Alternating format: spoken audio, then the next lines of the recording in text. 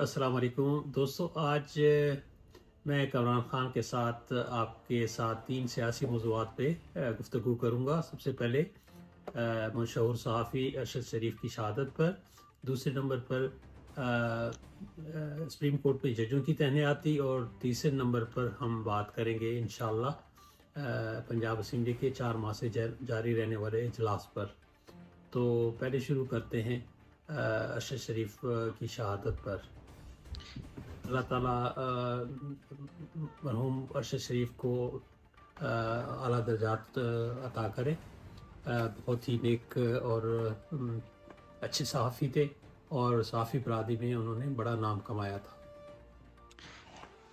اچھا، تو سب سے پہلے آپ ہمیں یہ بتائیں کہ ارشد شریف کے بارے میں آپ تھوڑا سا پہلے بیک گراؤنڈ دیں کہ ان کا صحافتی کیریئر کیسا رہا اور کیسے انہوں نے اپنی خدمات سر انجام دی۔ اس کے بارے میں آپ کائنڈلی آپ تھوڑا سا ہمیں بتا دیں اس سے پہلے۔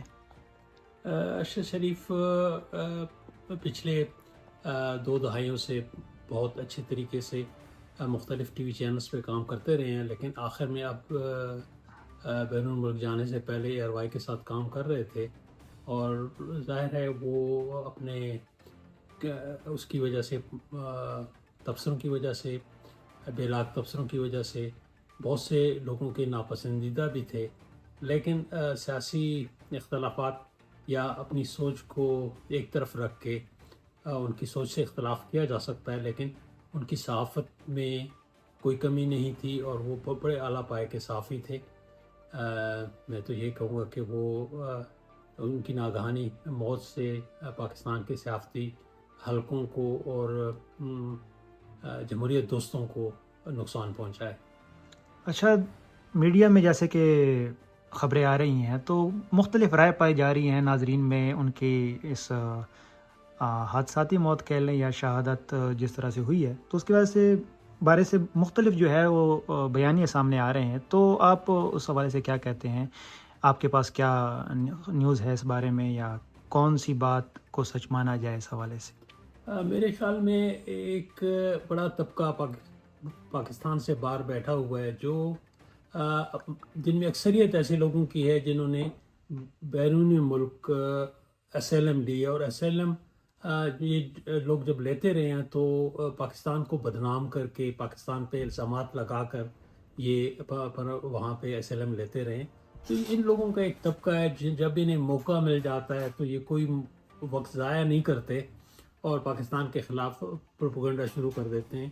اب اگر اس شہادت کی طرف دیکھا جائے تو اس پہ کافی سوالات اٹھتے ہیں، اور جب تک ان سوالات کا ہمیں جواب نہیں ملتا، کوئی تبصرہ کرنا بددیانتی ہے، صحافتی بددیانتی ہے، یا ویسے جو ہے نا اس سے جو ہے نا پاکستان کو فائدہ نہیں ہوگا بلکہ نقصان ہوگا۔ اب اگر اس کی بنیاد دیکھیں تو پہلے سوچنا پڑے گا، سوالات جو پیدا ہوتے ہیں وہ یہ ہیں کہ دبئی سے لندن اور لندن سے کینیا وہ کس کے کہنے پہ گئے؟ کیا مجبوری تھی جب کار ایسی استعمال کی گئی جو کہ مشکوک تھی؟ پھر پولیس کا بیانیہ یہ ہے کہ کار ڈرائیور نے ناکے پہ نہیں روکی، اور بھگانے کی وجہ سے ان کو شک ہوا اور انہوں نے پولیس والوں نے فائرنگ کی۔ اور اگر ساتھ میں ایک شخص خرم احمد کا نام آتا ہے، خرم خان کا نام آتا ہے، جس کو کینیا کی پولیس ارشد شریف کا بھائی بتا رہی ہے، جبکہ ہم سب کو علم ہے کہ ان کا کوئی سکا بھائی نہیں ہے۔ تو دوسرا ایک نکار احمد کا نام آ رہا ہے، جس کو سب سے پہلے ارشد شریف کی شہادت کے بعد سب سے پہلے فون کیا گیا۔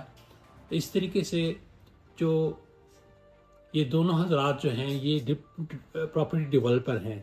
اب ان لوگوں کے ساتھ کیا تعلق تھا ارشد شریف صاحب کا؟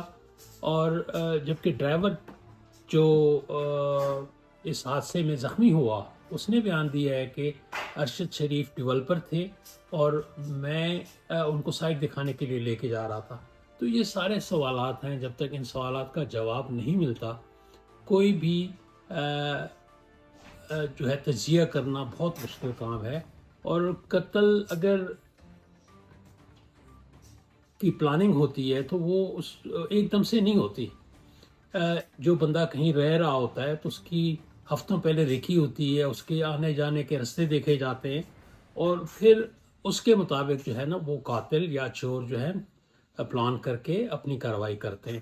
یہ تو کچھ دن پہلے کینیا گئے, اور ظاہر ہے کہ ان حالات میں یہ ساری چیزیں پلاننگ جو ہے نا یہ ہو ہی نہیں سکتی, ممکن نہیں ہے. اور یہ اگر یہ پولیس کا بیان صحیح ہے پراپرٹی ڈیولپر کے ساتھ ان کا تعلق, تو یہ کاروباری رکاوٹ بھی ہو سکتی ہے, غلط فہمی میں بھی قتل ہو سکتا ہے کہ پولیس کو کسی اور کی تلاش ہو, اور اس دوران جیسے پولیس کہہ رہی ہے کہ کوئی اغوا کا کیس بھی تھا اور اس کار کی تلاش ہو رہی تھی اور کاروں کا رنگ ایک جیسا تھا.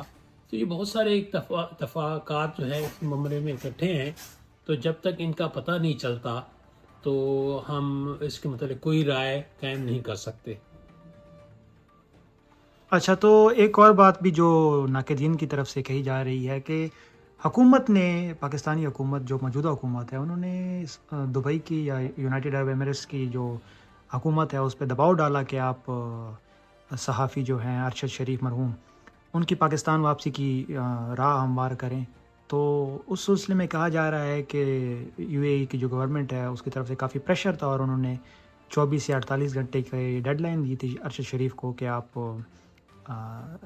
جو یونائٹڈ عرب ایمریٹس کی زمین ہے وہ چھوڑ دیں اور پاکستان واپس چلے جائیں، ورنہ ہم آپ کو ڈپورٹ کر دیں گے. تو اس حوالے سے کہا جا رہا ہے کہ ارشد شریف نے پھر کینیا کی ویزے کا اپلائی کیا، کیونکہ کینیا کا ویزا جلدی مل جاتا ہے، آن لائن ہی مل جاتا ہے.